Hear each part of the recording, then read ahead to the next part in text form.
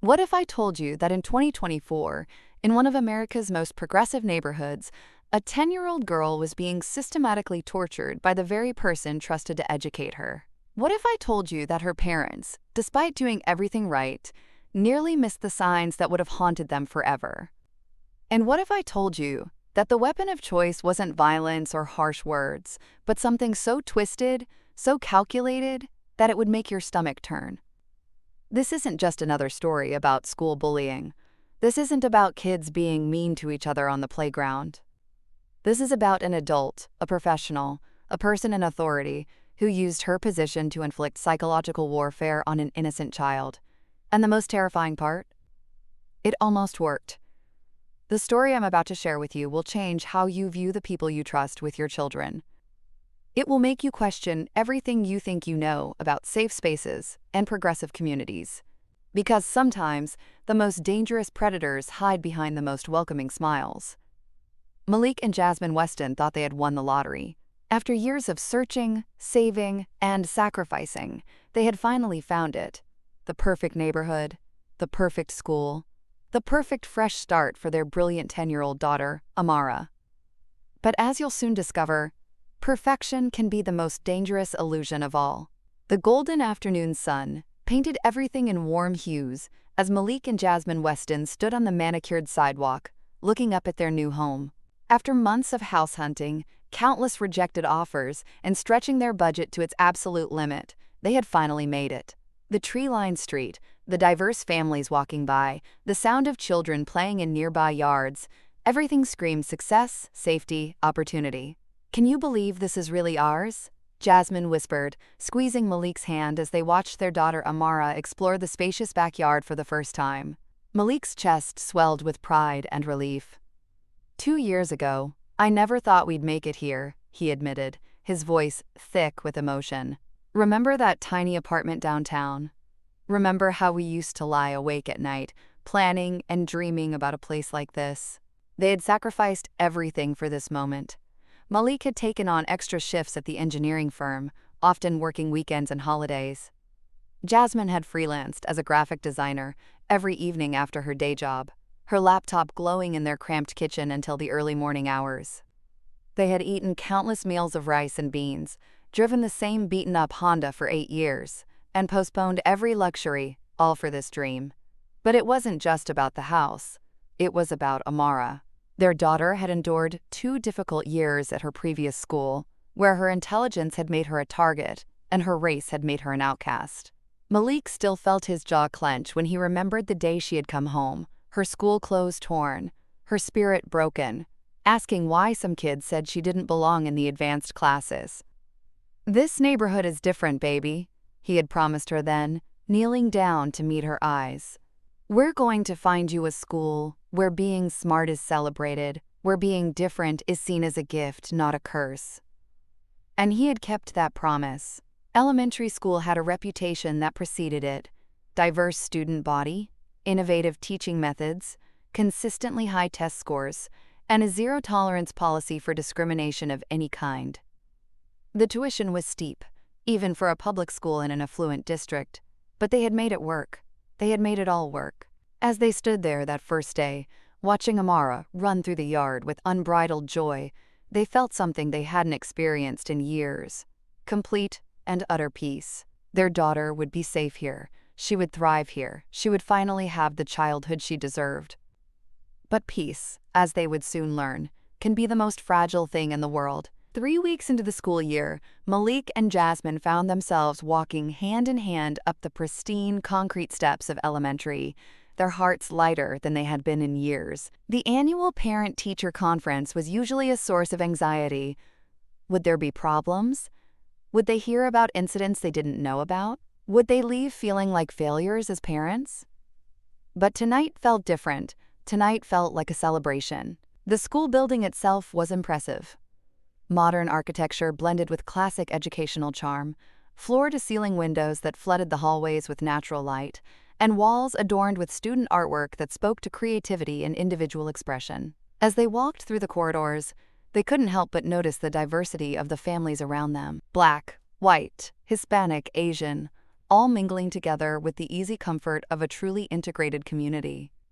"This is what we dreamed of," Jasmine murmured, squeezing Malik's arm as they passed a bulletin board showcasing a multicultural art project. "Look at this place. Look at these families. Amara belongs here." They found Mrs. Thompson's classroom easily, following the cheerful signs and helpful parent volunteers. When they knocked on the door, they were greeted by a woman whose genuine warmth was immediately apparent. Mrs. Thompson was in her 50s, with graying hair pulled back in a practical bun and eyes that sparkled with the kind of enthusiasm that could only come from someone who truly loved working with children. "Mr. and Mrs. Weston," she exclaimed, rising from her desk with obvious delight. "Please, please come in. I've been looking forward to this meeting all week." As they settled into the child-sized chairs, an awkward but endearing tradition of elementary school conferences, Mrs. Thompson pulled out a thick folder bursting with Amara's work. The pride in her voice was unmistakable as she began sharing their daughter's achievements. "I have to tell you both," she began, spreading out colorful papers covered in Amara's neat handwriting. "In 23 years of teaching, I have rarely encountered a student quite like your daughter." The next 30 minutes were a symphony of praise. Amara wasn't just excelling academically, she was leading. Her math skills were 2 grade levels ahead. Her reading comprehension was off the charts, but more importantly, she had become a natural leader among her peers, organizing study groups, mediating playground disputes, and including shy classmates in group activities. "Just yesterday," Mrs. Thompson shared, her eyes twinkling with pride, "I watched Amara spend her entire recess helping a new student who was struggling with fractions. She didn't do the work for him. She found ways to explain the concepts that just clicked. She has this incredible ability to meet people where they are and lift them up." Malik felt his throat tighten with emotion. This was the daughter he knew. The brilliant, compassionate girl who had been dimmed by her previous school's environment. Here, she was shining again. "What about socially?" Jasmine asked, the lingering worry of a mother who had watched her child struggle with peer relationships. "Is she making friends? Is she happy?" Mrs. Thompson's smile widened. "Happy doesn't even begin to cover it. She's magnetic, Mrs. Weston. The other children gravitate toward her naturally. She's kind without being naive, confident without being arrogant. Honestly, she's the kind of student who makes teaching feel less like work and more like privilege." As the formal conference began to wind down, there was a gentle knock at the classroom door. Mrs. Thompson's face lit up even more, if that was possible. "Oh, perfect timing," she exclaimed, moving toward the door. "I was hoping you'd get to meet her tonight." The woman who entered was everything a parent hopes to see in their child's future teacher. Susan Miller appeared to be in her early 40s, with shoulder-length blonde hair that caught the classroom lights, and a smile that seemed to radiate warmth and competence. She was impeccably dressed in a professional but approachable way, the kind of teacher who clearly took pride in her appearance and her role.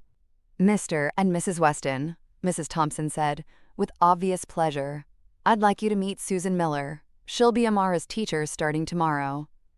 Susan Miller stepped forward with the confidence of someone accustomed to making positive first impressions.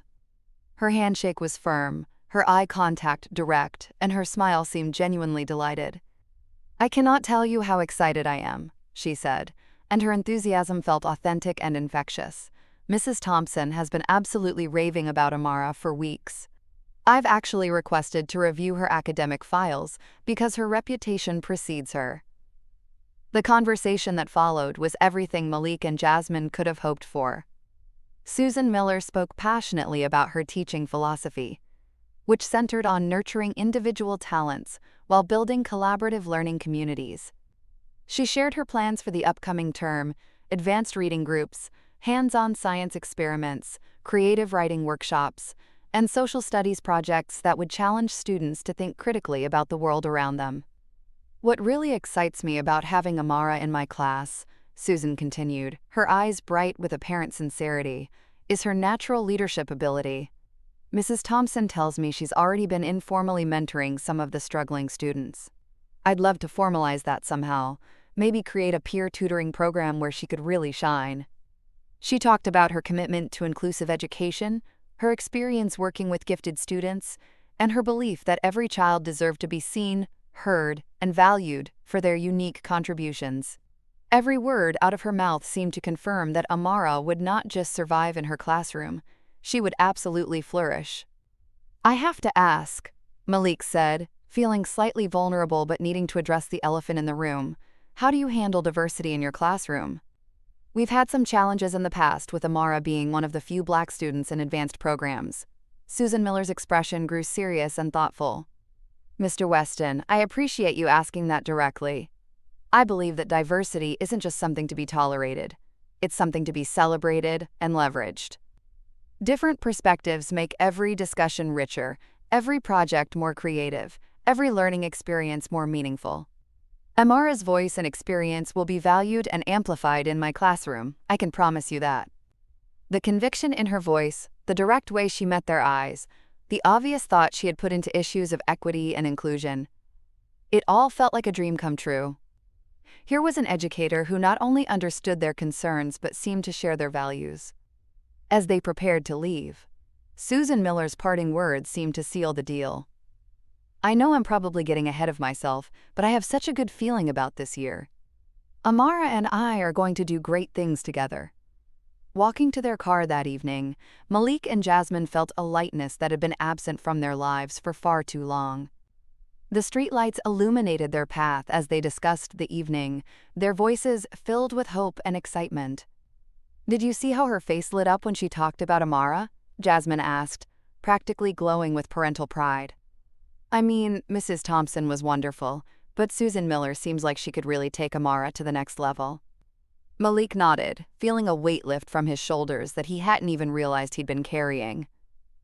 "I was skeptical about the transition, you know. Amara was so happy with Mrs. Thompson, but after tonight, I think this could be even better." They drove home through their beautiful neighborhood, past the well-maintained parks and the houses with their welcoming front porches, feeling like they had finally, truly made it. Their daughter was thriving academically and socially. They had found a school that seemed to understand and appreciate her unique gifts. They had teachers who were not just competent, but genuinely invested in her success. For the first time in their parenting journey, everything seemed to be falling perfectly into place. But sometimes, the most beautiful facades hide the ugliest truths. And sometimes, the people who seem most trustworthy are the ones who will betray that trust in the most devastating ways possible. Monday morning arrived with the kind of golden sunlight that seemed to promise nothing but good things ahead. Amara was awake before her alarm, her school uniform laid out perfectly, her backpack organized with the precision of someone who took pride in being prepared. At 10 years old, she had already developed the habits of a natural leader, methodical, thoughtful, and always ready to help others succeed. "Mom, did you remember to pack my extra pencils?" she called from the kitchen, where she was methodically eating her breakfast and reviewing her homework one final time. "Jenny's been borrowing supplies all week, and I don't want her to fall behind." Jasmine smiled as she watched her daughter, marveling at the compassion that seemed to come so naturally to her. Even as a child, Amara was the type of person who noticed when others were struggling and immediately looked for ways to help. It was one of the qualities that made her such a natural leader, but it also sometimes made her parents worry that she might be taken advantage of. "Everything's packed, sweetheart," Jasmine assured her, pressing a quick kiss to the top of her head. "And I put in some extra supplies in case any of your other classmates need them." The bus ride to school was filled with Amara's usual chatter about her plans for the day.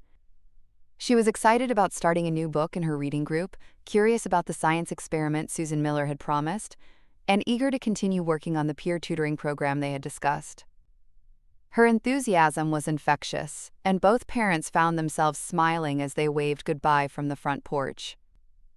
"Look at her," Malik said softly, watching as their daughter bounced up the steps of the school bus, her braids catching the morning light. 6 months ago, she was dreading school. Now she can barely contain her excitement. Jasmine leaned against his shoulder, feeling a deep sense of contentment. "We did good, didn't we? Making the move, choosing this school, fighting for what she needed." The day stretched ahead of them, filled with the usual rhythm of work and household tasks. Neither of them gave much thought to what was happening in Susan Miller's classroom. Why would they? Everything had seemed so perfect, so promising, so exactly what they had hoped for their daughter. But at 3:30 that afternoon, when the familiar yellow school bus rounded the corner and came to its usual stop, something was different. Malik was in the backyard, tending to the small garden they had started, another symbol of their new life taking root. He could hear the bus doors opening, the voices of children saying goodbye to each other, the normal sounds of another school day ending. He found himself smiling in anticipation of Amara's daily debrief, the enthusiastic way she would recount every detail of her day, every new thing she had learned, every friend she had helped, or conversation she had enjoyed. But the minutes ticked by, and there was no bouncing footsteps on the back porch, no cheerful voice calling out, "Dad, you won't believe what happened today." Instead, there was an unusual silence that seemed to stretch and grow heavier with each passing moment. Malik set down his gardening tools and walked toward the house, a small frown creasing his brow. Through the kitchen window, he could see Jasmine at the sink, her own expression showing the first signs of concern. "Did you hear her come in?" he asked, stepping through the back door. Jasmine shook her head, drying her hands on a dish towel. "I heard the bus, but—" She trailed off, both of them becoming aware of how quiet the house felt.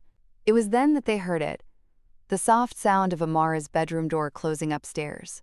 Not slamming, not dramatic, just a quiet click that somehow felt more ominous than any tantrum would have. They exchanged glances, the kind of wordless communication that passes between parents who have learned to read the subtle signs of their child's emotional state. Something was wrong. Their daughter, who typically burst through the door each afternoon like a small hurricane of excitement and stories, had instead slipped into the house unnoticed and gone directly to her room. Maybe she just had a long day, Jasmine suggested, but her voice carried the uncertainty of someone trying to convince herself as much as her husband. New teacher, new routine, new expectations. It's probably just an adjustment period. Malik nodded, wanting to believe that explanation, but something in his gut was telling him otherwise. He had learned, through years of parenting and his own experiences with racism and microaggressions, to pay attention to those gut feelings. They were rarely wrong. "Let's give her a few minutes," he said finally. "If she doesn't come down on her own, we'll check on her." But as they waited, both of them trying to go about their normal afternoon routines, the silence from upstairs seemed to grow more pronounced. Usually, even when Amara was in her room doing homework, they could hear her, humming to herself, talking to her stuffed animals, occasionally calling down with questions or observations. This silence was different. This silence felt deliberate, like she was trying to make herself invisible. After what felt like an eternity but was probably only 20 minutes, they couldn't stand it anymore. Together, they climbed the stairs to Amara's room, their footsteps careful and quiet. Malik knocked gently on her door, using the special rhythm they had developed when she was younger. 3 soft taps, pause, 2 more taps. "Princess, can we come in?" There was a long pause before they heard her voice, muffled and smaller than usual. "Okay." They entered to find their normally vibrant daughter lying on her bed, facing the wall, her school backpack still on her shoulders, as if she had simply collapsed there without even bothering to take it off. She was clutching her favorite stuffed elephant, Jenny, something she hadn't done in months, not since she had declared herself too grown up for comfort animals. The sight hit them both like a physical blow. This was the same position they had found her in during the worst days at her old school, when the bullying had become so severe that she would come home and try to disappear into herself. Jasmine sat carefully on the edge of the bed, her heart breaking at how small and fragile their normally confident daughter suddenly seemed. "Sweetheart, how was your first day with Susan Miller?" Amara's shoulders tensed, visibly at the mention of her teacher's name. "It was fine," she mumbled into her pillow, but the way she said it, flat, empty, unconvincing, told them everything they needed to know. Malik moved closer, his protective instincts fully activated. "Princess, did something happen at school today? You know you can tell us anything, right?" For a moment, it seemed like she might open up. Her small body shifted slightly, as if she was gathering the courage to turn around and face them. But then, almost as quickly, she seemed to close in on herself again. "I'm just tired," she said, her voice barely above a whisper. "It was a long day. Can I just be alone for a while?" The request hit them like a knife to the heart. Their daughter, who had always come to them with her problems, who had always found comfort in their presence, was asking them to leave her alone. It was so unlike her that they both felt a chill of real fear. "Of course, baby," Jasmine said softly, though every instinct was screaming at her to stay, to push, to demand answers. "But we're right downstairs if you need anything. Anything at all." As they left her room, closing the door softly behind them, Malik felt the familiar surge of protective rage that had served him well throughout his life. Someone had hurt his daughter. Someone had taken the bright, confident, joyful child who had left for school that morning and returned her to them, diminished, withdrawn, afraid. "This feels familiar," he said quietly as they stood in the hallway, his voice tight with controlled emotion. Jasmine nodded, tears threatening at the corners of her eyes. "Just like before, just like the old school." "But that's impossible," Malik said, though he could hear the doubt in his own voice. "This is a different place. These are different people." Susan Miller seemed so. "I know," Jasmine interrupted. "She seemed perfect. Too perfect, maybe." They spent the rest of the afternoon in a state of anxious vigilance, jumping at every sound from upstairs, hoping to hear signs that their daughter was returning to normal. But there was only silence, broken occasionally by soft sounds that might have been crying. When dinner time arrived, they faced a dilemma.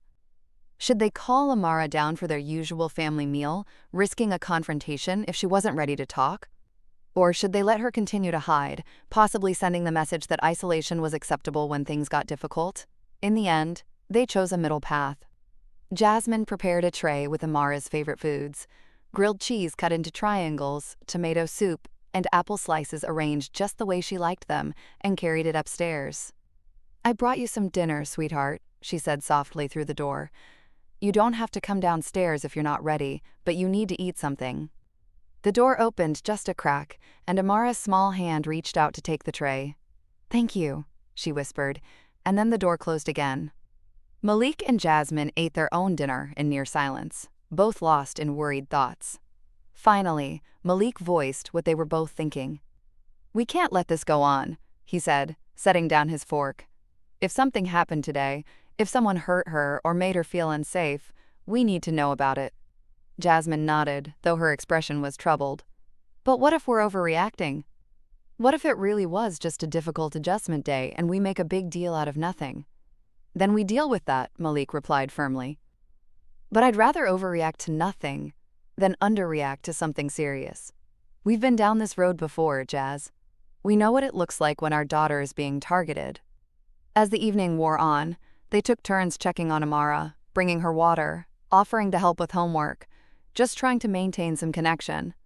Each time, she was polite but distant, accepting their gestures of care but not engaging in any real conversation.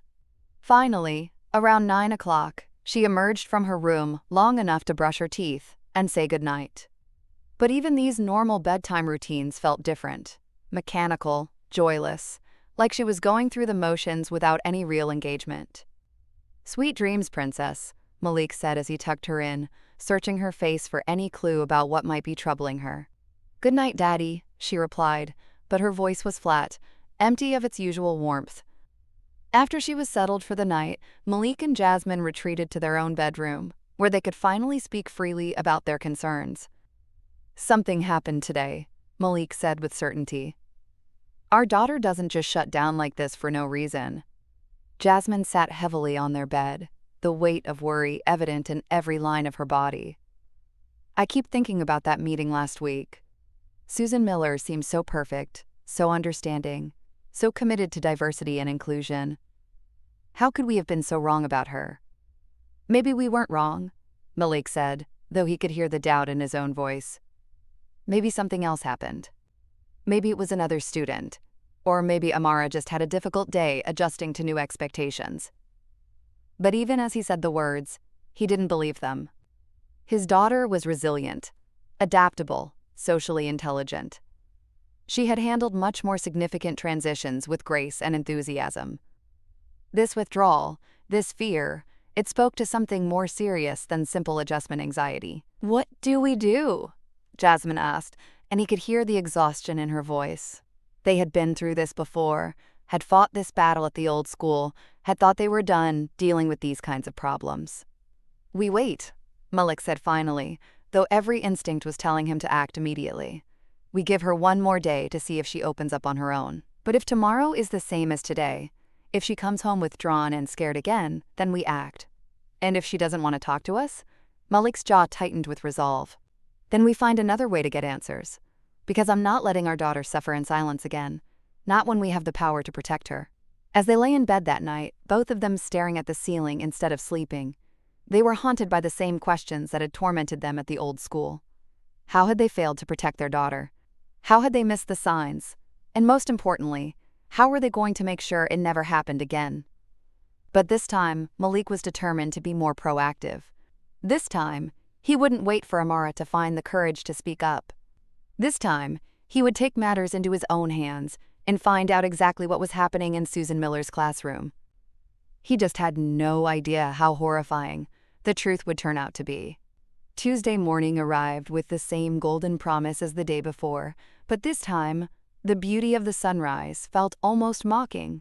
Malik stood at the kitchen window, watching the peaceful suburban street come to life, and felt nothing but a gnawing anxiety in his gut. Amara had emerged from her room that morning, moving like a ghost of her former self. She went through the motions of getting ready for school, brushing her teeth, combing her hair, gathering her homework. But there was no spark, no enthusiasm, none of the natural joy that had always characterized her approach to learning. "Did you sleep okay, sweetheart?" Jasmine asked gently as she placed a plate of pancakes in front of their daughter.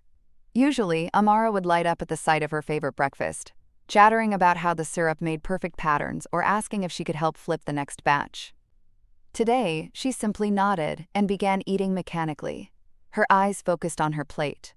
Malik watched his daughter push food around without really eating it and felt his protective instincts surge. Something was terribly wrong, and his child was suffering because of it. The helplessness he felt was almost unbearable. Here was this precious person he would die to protect, and he couldn't even figure out what was hurting her. "Princess," he said softly, sitting down beside her at the kitchen table, "you know you can talk to us about anything, right? Anything at all. No matter how big or small, no matter how worried you might be about our reaction." For just a moment, Amara's fork paused halfway to her mouth, and he saw something flicker in her eyes. A longing, maybe, or a moment of internal debate. But then she looked away and resumed eating. "I know, Daddy," she said quietly. I'm fine, really." But she wasn't fine, and they all knew it. When the school bus arrived, Malik and Jasmine both walked her to the door, something they hadn't done since her first week at the new school. Amara didn't protest, but she didn't seem to draw any comfort from their presence either. She climbed the bus steps slowly, without her usual bounce, and when she took her seat by the window, her wave goodbye was half-hearted at best. As the bus pulled away, Malik made a decision that would change everything. "I'm calling in sick today," he announced, surprising even himself with the firmness in his voice. Jasmine turned to look at him, her eyebrows raised. "Malik, you can't keep taking time off work every time we're worried about Amara. We just moved into this neighborhood, took on a bigger mortgage. We need the income. We need our daughter to be safe more than we need the income," he replied, already pulling out his phone. "Something is happening at that school, Jazz. Something that's hurting our baby. And I'm going to find out what it is." The phone call to his supervisor was brief and vague, a family emergency that required his immediate attention. It wasn't entirely a lie. His daughter's well-being certainly qualified as a family emergency in his mind. After Jasmine left for work, clearly torn between supporting his decision and worrying about the practical implications, Malik found himself alone with his thoughts and his growing sense of urgency. He tried to go about normal morning activities, cleaning up breakfast dishes, sorting through mail, responding to a few work emails on his laptop, but he couldn't concentrate on anything.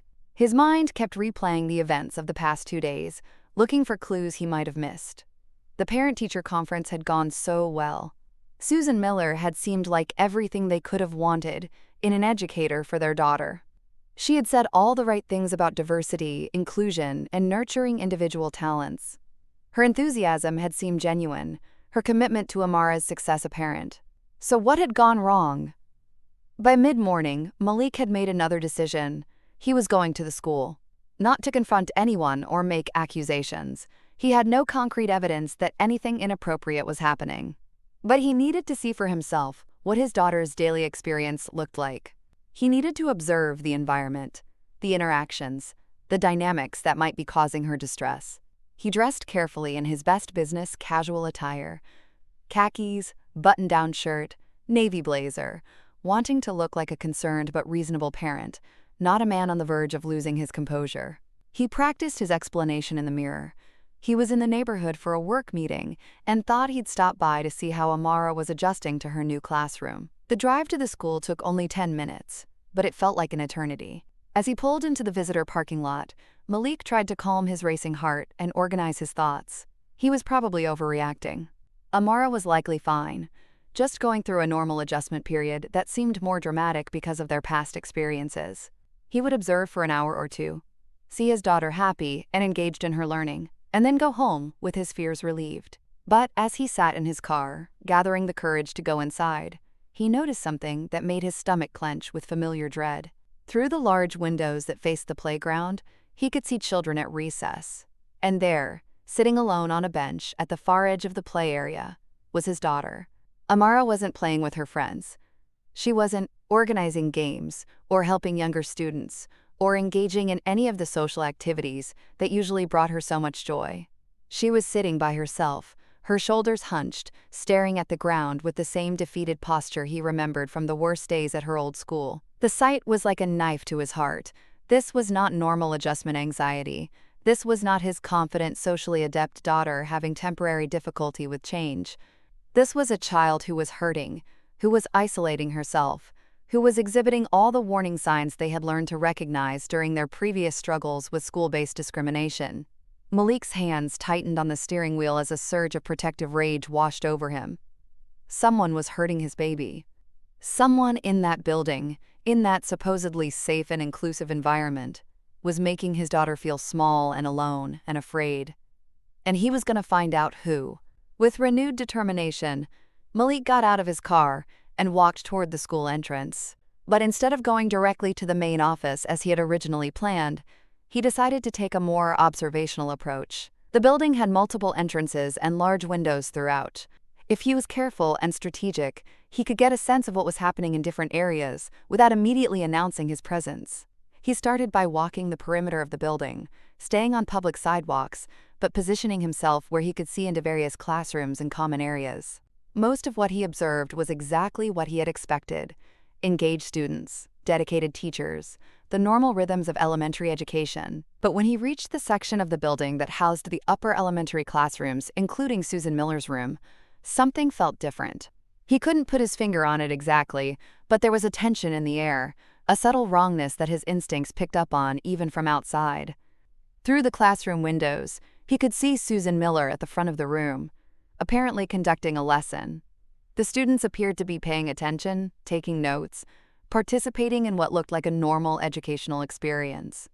But Malik noticed that Amara, who was usually front and center in any classroom discussion, was sitting in the back corner, her head down, apparently not engaged with whatever was happening.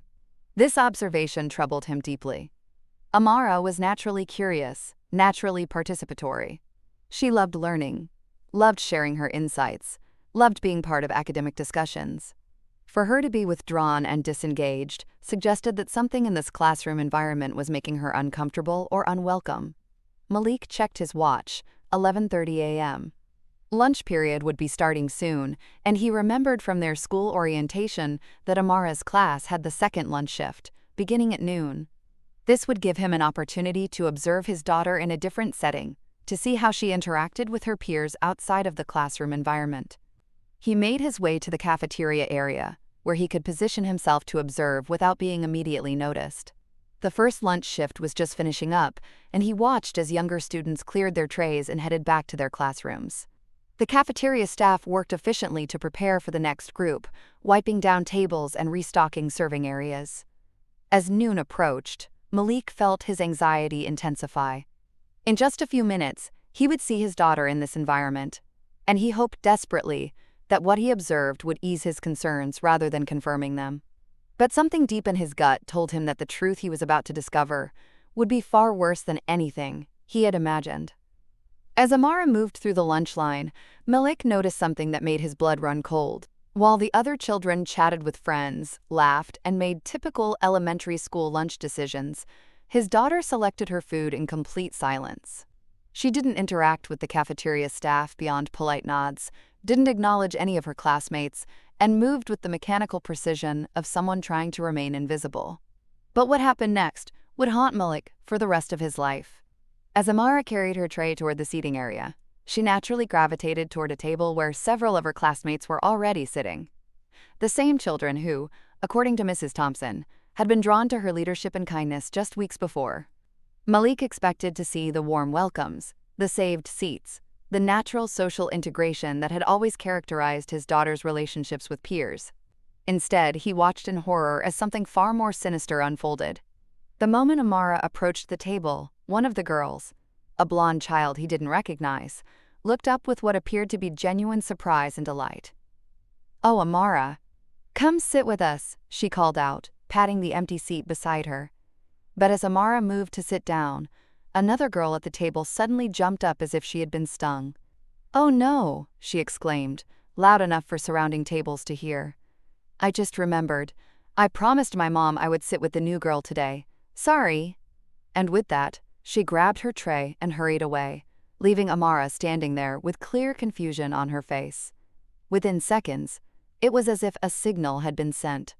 One by one, the other children at the table began making excuses and leaving. "I need to use the bathroom. I forgot I was supposed to meet with my reading group. The art teacher wanted to see me." Each excuse sounded reasonable in isolation, but the pattern was unmistakable. In less than 2 minutes, Amara was standing alone beside an empty table, her lunch tray in her hands, while her former friends laughed and chatted at other tables throughout the cafeteria. The carefully orchestrated nature of it was breathtaking in its cruelty. Each child had an innocent excuse, no single action could be called bullying, but the cumulative effect was devastatingly clear. Malik felt his hands clench into fists as he watched his daughter's face cycle through confusion, hurt, and finally resignation. She stood there for a long moment, clearly trying to process what had just happened, before quietly carrying her tray to an empty table in the corner of the cafeteria. But the torment wasn't over. As Amara sat by herself, methodically eating her lunch while trying to look like the isolation was her choice, Malik noticed movement near the entrance to the cafeteria. Susan Miller had appeared, clipboard in hand, apparently doing some kind of supervision duty. Her presence should have been reassuring, a teacher monitoring the lunchroom to ensure all students were safe and included. Instead, what Malik witnessed next would shatter every assumption he had ever made about the adults entrusted with his daughter's care. Susan Miller's eyes swept the cafeteria in what appeared to be a routine check of student behavior. Her gaze passed over tables of chatting children, groups sharing snacks, the normal social dynamics of elementary lunch period. But when her eyes landed on Amara, sitting alone in the corner, something shifted in her expression. It wasn't concern. It wasn't the sympathetic look of a teacher noticing a student who might need support or intervention. Instead, Susan Miller's face showed what could only be described as satisfaction. A small, almost imperceptible smile played at the corners of her mouth as she observed Amara's isolation. And then, in a moment that would replay in Malik's mind for years to come, Susan Miller did something that revealed the true depth of her cruelty. She walked over to the table where several of Amara's former friends were now sitting and began an animated, clearly positive conversation with them. She laughed at something one of them said, complimented another's art project, and generally showered them with the kind of warm attention that every elementary student craved from their teacher. All within clear sight and earshot of Amara, the message was unmistakable. "These children are worthy of my attention, my approval, my warmth. You are not." Malik watched his daughter glance over at the interaction, her small face showing a flash of longing before she quickly looked away and focused on her lunch with renewed intensity. She was trying so hard to pretend she didn't care, trying to maintain her dignity in the face of such calculated exclusion, but Malik could see the way her shoulders sagged. the way she seemed to shrink into herself with each passing moment. The realization hit him like a physical blow. This wasn't random. This wasn't accidental. This was systematic, calculated, and orchestrated by the very person who had promised to nurture and support his daughter. Susan Miller was actively engineering Amara's social isolation. As lunch period continued, Malik documented every interaction, every subtle manipulation, every carefully crafted moment of exclusion. He watched Susan Miller circulate through the cafeteria, engaging warmly with every student except his daughter. He saw her whisper something to a group of girls that made them all turn to look at Amara, before giggling and turning away. He witnessed her redirecting a boy who had started to walk toward Amara's table, suggesting he might want to sit with his usual friends instead. Each action was plausibly deniable, professionally disguised, and absolutely devastating in its cumulative effect. The worst part was how expertly it was being executed. Susan Miller wasn't screaming at Amara, wasn't physically harming her, wasn't even directly insulting her. Instead, she was using the social dynamics of childhood, the desperate need to belong, to be accepted, to be valued by authority figures, as weapons of psychological warfare. She was teaching an entire classroom of children that Amara was not worthy of their friendship, their inclusion, their basic human decency. And she was doing it in such a way that if questioned, every single action could be explained away as coincidence, misunderstanding, or normal classroom management. It was brilliant. It was horrifying. It was working. By the time lunch period ended, Malik had seen enough. As the children filed back to their classrooms, he watched his daughter walk alone, her head down, her spirit visibly crushed. The confident, joyful, socially magnetic child who had bounced onto the school bus that morning was gone, replaced by a small, broken figure who had learned in the span of one lunch period that she was fundamentally unwelcome in her own classroom community. But Malik had also seen something else, the truth. He finally understood what was happening to his daughter, and the knowledge filled him with a rage so pure and focused that it took every ounce of his self-control not to storm into that building and demand immediate answers. Susan Miller wasn't just failing to protect Amara from social exclusion, she was actively orchestrating it. This wasn't unconscious bias. This wasn't cultural misunderstanding. This wasn't even traditional bullying. This was psychological torture, carried out by a trained professional who knew exactly how to inflict maximum damage while maintaining complete plausible deniability. As Malik sat in his car, his hands shaking with fury and his mind racing with the implications of what he had witnessed, he realized that everything Susan Miller had said during their parent conference had been a lie. Her talk of celebrating diversity, of valuing different perspectives, of helping Amara shine as a leader, it had all been an elaborate performance designed to gain their trust and access to their daughter. The question that haunted him as he drove home was simple but terrifying. Why? Why would a seemingly successful, well-regarded teacher choose to target a 10-year-old girl with such calculated cruelty? What could possibly motivate an adult to systematically destroy a child's sense of self-worth and belonging? And most importantly, how many other children had suffered the same fate in Susan Miller's classroom? Malik spent the rest of that afternoon in a state of controlled fury, pacing through his house while his mind worked through the implications of what he had witnessed. Every instinct was screaming at him to act immediately, to call the school, to demand a meeting, to expose Susan Miller for the predator she clearly was. But he had learned enough about institutional racism and discrimination to know that his word alone, especially as a black father making accusations against a well-regarded white teacher, would not be enough. He needed evidence, he needed documentation, he needed a strategy that would protect his daughter while ensuring that Susan Miller could never hurt another child again. When Jasmine arrived home from work that evening, she found him at the kitchen table surrounded by notebooks, printouts, and his laptop, looking like a man preparing for war. "What's all this?" she asked, though the tension in his posture told her the answer was serious. "I know what's happening to Amara," he said without preamble, "and it's worse than we thought." For the next hour, Malik walked his wife through everything he had observed, every calculated manipulation, every cruel orchestration of his daughter's social isolation. He showed her the notes he had taken, the timeline he had constructed, the pattern of behavior that revealed Susan Miller's systematic campaign against their child. Jasmine's face went through a series of emotions as the full horror of the situation became clear: disbelief, rage, heartbreak, and finally a steely determination that matched her husband's. "We have to get her out of there," she said finally. "Tomorrow, we pull her out of that woman's class immediately." "Agreed," Malik replied, "but that's not enough. If we just remove Amara and say nothing, Susan Miller will continue doing this to other children. Other families will go through what we're going through right now. So what do you want to do?"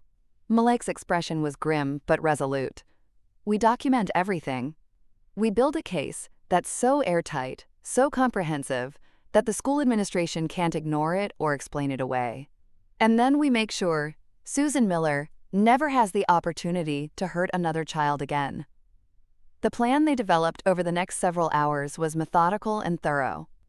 They would continue to gather evidence while simultaneously working to protect Amara. They would document every interaction, every pattern of behavior, every instance of the psychological manipulation they now understood had been happening for days. But first, they had to help their daughter understand that what was happening to her was not her fault, and that her parents were going to fight for her with everything they had. When Amara came downstairs for dinner that evening, moving with the same defeated posture they had observed for days, both parents were ready with a united front of love and support. "Princess," Malik said gently, pulling out her chair at the kitchen table, "your mom and I want to talk with you about school." Amara's entire body tensed, and she looked between her parents with obvious anxiety. "Am I in trouble?" "No, baby," Jasmine said immediately, moving to sit beside her daughter. "You're not in trouble. You could never be in trouble for this. But we need you to know that we understand something difficult is happening at school, and we're going to fix it." What followed was one of the most heartbreaking conversations of their lives as parents. Slowly, carefully, with infinite patience and love, they helped their daughter find the words to describe what she had been experiencing. The isolation, the exclusion, the subtle messages that she wasn't wanted or valued. The growing sense that there was something fundamentally wrong with her, that made her unworthy of friendship or acceptance. "I thought maybe I had done something wrong," Amara whispered, tears streaming down her face as she finally began to open up. "I kept trying to figure out what I did to make everyone stop liking me. I tried being extra nice, tried helping with everyone's homework, tried everything I could think of." Malik felt his heart break as he realized the depth of the psychological damage that had been inflicted on his child in such a short period of time. Susan Miller had managed to convince a confident, socially intelligent 10-year-old that she was the problem, that her isolation was somehow her own fault. "Listen to me very carefully, Princess," he said, taking her small hands in his own. "Nothing that's happening at school is your fault. Nothing. You are the same amazing, brilliant, kind person you've always been. What's happening to you is because there are adults at your school who are making very bad choices, and Mommy and I are going to make sure those choices stop immediately." "Does this mean I have to go back to my old school?" Amara asked, and the fear in her voice was heartbreaking. "No, sweetheart," Jasmine assured her. "This school is a good school with many good teachers. We just need to make sure you're in a classroom where you're safe and valued the way you deserve to be." Over the course of the evening, as Amara gradually opened up about her experiences, a fuller picture emerged of Susan Miller's psychological manipulation. The teacher had been using every tool at her disposal: social dynamics, academic expectations, peer relationships, even basic classroom management, to isolate and diminish their daughter. She had separated Amara from her established friend groups under the guise of mixing things up for better learning. She had criticized Amara's work in ways that were technically constructive, but delivered with a tone and timing that suggested inadequacy rather than improvement. She had consistently failed to address obvious social exclusion while actively redirecting positive peer interactions away from Amara. Most insidiously, she had begun planting seeds of doubt about Amara's academic abilities, suggesting that perhaps she had been overpraised in her previous classroom and needed to earn her place in the advanced programs she had previously excelled in. The systematic nature of the psychological assault was breathtaking in its sophistication and horrifying in its targeting of a child. Tomorrow, Malik told his daughter as they tucked her into bed that night, "You're not going to school. Mommy and I are going to meet with your principal, and we're going to make sure you never have to be in a classroom where you're not treated with respect and kindness." "What if they don't believe you?"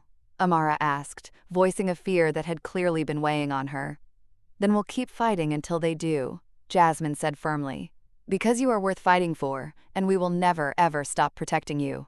As they left Amara's room that night, both parents were filled with a sense of purpose and determination that went beyond their individual daughter's situation. Susan Miller had chosen the wrong child to target and the wrong family to deceive. By the time they were finished, everyone would know exactly what kind of person had been entrusted with the education and well-being of their community's children. The reckoning was about to begin. The next morning dawned gray and overcast, matching the grim determination that had settled over the Weston household. While Amara slept in, the first school day she had missed since starting at her new school, Malik and Jasmine prepared for what they knew would be the most important meeting of their daughter's educational journey. They had spent hours the night before organizing their documentation, preparing their arguments, and researching their rights as parents. They knew they would be walking into a system that was inherently biased toward protecting its own employees, especially when those employees were well-regarded members of the community. But they also knew they had truth on their side, and they were prepared to fight with everything they had. At 8:30 a.m., they walked through the front doors of the elementary school, their expressions calm but determined. They had requested an emergency meeting with Principal Rodriguez, and while the administration had initially tried to schedule something for the following week, Malik had made it clear that this was not a situation that could wait. "We're here to see Principal Rodriguez," Malik told the receptionist, his voice carrying the quiet authority of someone who would not be delayed or dismissed. "Of course, Mr. and Mrs. Weston. She's expecting you." Principal Rodriguez was a woman in her 50s who had built a reputation as a progressive educator committed to diversity and inclusion. She had been one of the selling points when they had chosen this school, and both parents had hoped that her leadership would ensure their concerns were taken seriously. But as they settled into chairs across from her desk, both parents noticed something troubling in her demeanor.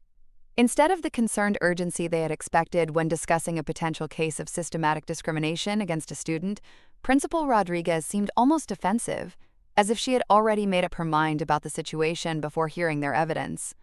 "I understand you have some concerns about Mrs. Miller's classroom," she began, her tone suggesting that she viewed this as a minor misunderstanding rather than a serious allegation.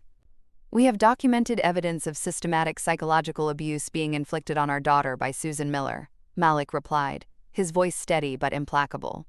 "This is not a matter of concerns or misunderstandings. This is a matter of a teacher using her position of authority to psychologically torture a 10-year-old child." Principal Rodriguez's eyebrows rose at the directness of his statement. "Those are very serious accusations, Mr. Weston. I hope you understand that Mrs. Miller is one of our most respected teachers, with over 15 years of exemplary service to this district." "Then this should be easy to resolve," Jasmine interjected smoothly. "If Mrs. Miller is truly the professional you believe her to be, I'm sure she'll welcome an investigation that clears her name and protects her reputation." What followed was a presentation that neither parent would ever forget. For over an hour, Malik and Jasmine laid out their case with the precision of prosecutors presenting evidence to a jury. They showed their timeline of Amara's behavioral changes, their documentation of the social isolation they had witnessed, and their analysis of the systematic pattern of psychological manipulation that had been employed against their daughter. They presented transcripts of conversations with Amara, photographs of her withdrawn behavior, and detailed accounts of the orchestrated exclusion they had observed during lunch period. They showed how Susan Miller had used every aspect of classroom management, seating arrangements, group assignments, social interactions, even academic feedback, as tools of psychological warfare against their child. Throughout their presentation, Principal Rodriguez's expression grew increasingly uncomfortable. It was clear that she had expected to deal with typical parental concerns, perhaps some cultural misunderstandings or minor classroom management issues that could be smoothed over with reassurances and promises of better communication. Instead, she was being confronted with evidence of systematic psychological abuse that, if true, represented one of the most serious violations of professional ethics and basic human decency imaginable. This is quite a lot to process," she said finally, when Malik and Jasmine had finished their presentation. I need to be honest with you. Mrs. Miller has never had any complaints of this nature before. Her evaluations have always been exemplary, and she's well regarded by students, parents, and staff, which makes her the perfect predator, Malik replied bluntly. Someone with an impeccable reputation who knows exactly how to manipulate situations while maintaining plausible deniability. Principal Rodriguez, we're not asking you to take our word for any of this. We're asking you to investigate, to look at the evidence, and to protect not just our daughter, but all the children in her classroom.